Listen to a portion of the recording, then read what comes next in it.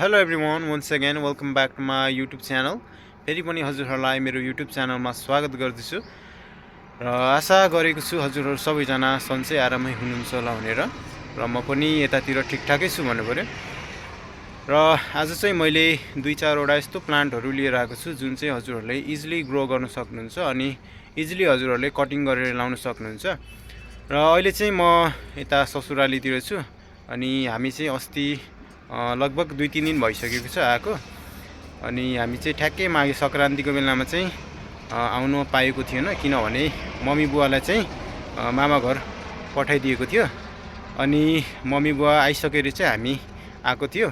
र हजुरहरूले मेरो भ्लगलाई चाहिँ अन्तिमसम्म हेरेर साथ दिनु होला। सो हेर्न सक्नुहुन्छ मैले चाहिँ प्लान्ट्सहरू ल्याइसकेको छु अनि यो चाहिँ अक्जेलिस हो र यसलाई चाहिँ म निकालेर मल्टिप्लाई गर्नेछु। र अर्को चाहिँ छ ह्याङ्गिङ प्लान्ट अनि यसको चाहिँ मलाई नाम थाहा छैन। सो हजुरहरूलाई थाहा छ भने हजुरहरूले कमेन्ट गरिदिनु होला। र अर्को चाहिँ छ एरेलियाको। सो यो चाहिँ मैले कटिङ गरेर ल्याएको थियो। यो पनि हजुरहरूले कटिङ गरेर इजिली ग्रो गर्न सक्नुहुन्छ है। र अर्को चाहिँ छ क्रोटनको। यो पनि हजुरहरूले इजिली कटिङ गरेर लाउन सक्नुहुन्छ।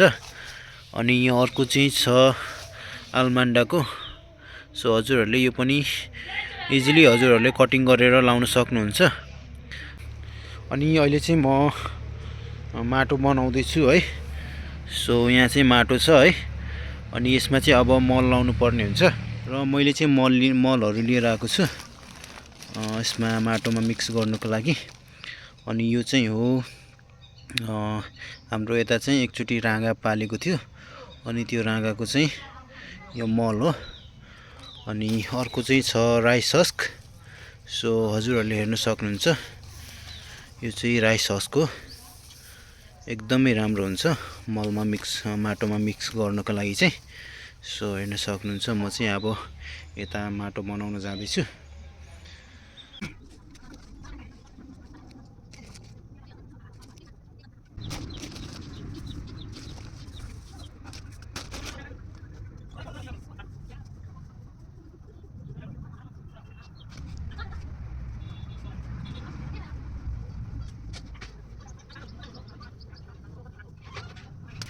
र मैले चाहिँ माटोमा मलहरू मिक्स गरिदिइसकेको छु अनि अब प्लान्टहरू सबै चाहिँ रोप्नुपर्ने हुन्छ है। सो हेर्दै जानु होला। हेलो छोरी। ओहो मेरो बाठी छोरी हो तिमी हो। ए ल ल ड्याडी आउने हो ड्याडी आउने हो आउनु ड्याडी मोबाइलमा हेर्ने हो। अहिले चाहिँ हामी खाजाको लागि चाहिँ चाउमिन लिन जाँदैछौँ। हामी चाहिँ हिँड्दै जाँदैछौँ है गाइस। अनि हेर्न सक्नुहुन्छ मेरो छोरी बाठी छोरी हामी सँगसँगै जाने रे है पुरै घुम्दै घुम्दै हेर्न सक्नुहुन्छ गाइस। अनि यतातिर चाहिँ छेउमै चाहिँ हाइवे पनि छ है हेर्न सक्नुहुन्छ। यो चाहिँ जलेश्वर र अनि बर्दिवास जाने हाइवे हो। साँची साँची तेरी नजर एक दर्पण। हामीले चाहिँ अब चाउमिन लिएर फर्किँदैछौँ है। यो के को पुरै तपस्या गरेछ क्या अरे पुरै तपस्या गरेछ क्या अरे के अरे छोरी यति ठुली भइसकेछ। कसरी ठुलो भइसक्यो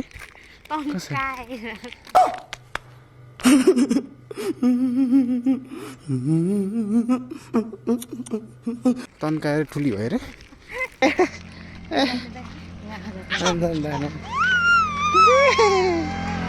कहाँ गइरहेको हामी आज छोरी।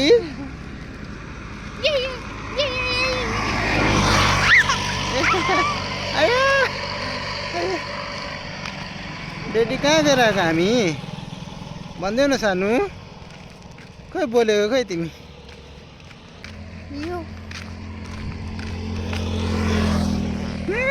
यहाँ हेर्दैन बेटा ओइ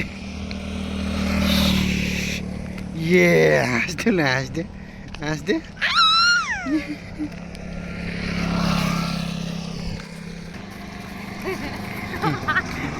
भयो किन लुकेको हो यस्तो छ्या नलजाउ न हो के साह्रो लजाएको त बाबा जानुभयो बाबा जानुभयो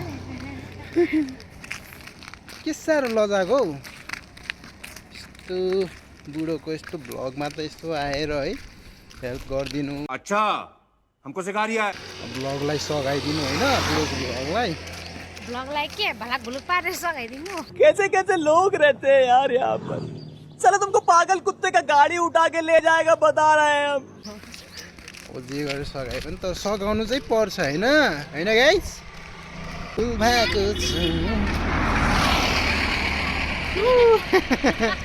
के भएछ अरे सुसु गरे क्या तिमीले सुसु गर्दै हो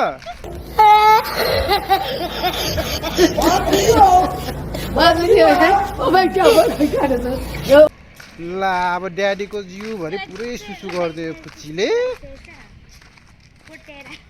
हे भगवान् सुसु गर्दो हामी चाहिँ आइसकेको छौँ अहिले खाजा लिएर है अनि अब चाउमिन बनाउने अनि त्यसपछि खाजा खाने अनि एकछिन चाहिँ म काम गर्नु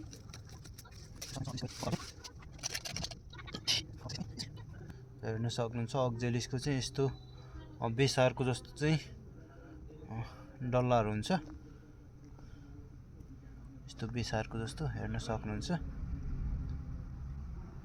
अनि खासमा यसैबाट चाहिँ अक्जेलिसको चाहिँ प्लान्टहरू उम्रिन्छ सो हेर्न सक्नुहुन्छ र अर्को चाहिँ छ यो ह्याङ्गिङ प्लान्ट अनि यसको चाहिँ खासमा कटिङ लाग्ने हो हेर्न सक्नुहुन्छ यसलाई चाहिँ अब कटिङ गर्नुपर्ने हुन्छ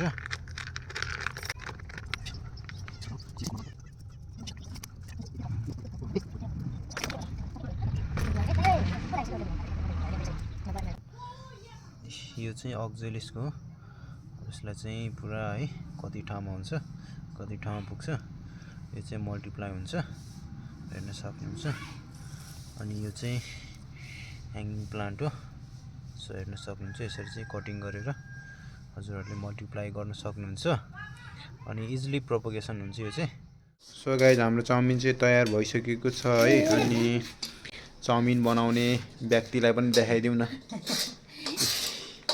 चाउमिन बनाउने व्यक्ति हेर्न सक्नुहुन्छ व्यक्ति भन्छ कि व्यक्ति भन्छ व्यक्ति नै भन्छ अनि अब हामी चाहिँ अब चाउमिन खाँदैछौँ है गाइज सो गाइज अहिले चाहिँ चाउमिन खाँदैछौँ हामी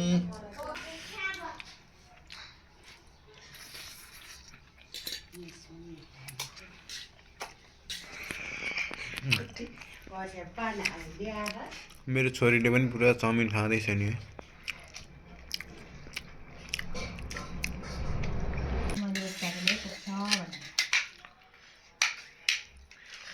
मलाई चाहिँ मोमो चाउमिन किन मन पर्छ भनेदेखि है म चाहिँ पुरा भेजी हो माछा मासु केही खाँदिनँ नि त त्यसैले चाहिँ म चाउमिन र मोमो लभर भएको हो माछा मासु लसुन प्याज पनि खाँदिनँ म चाहिँ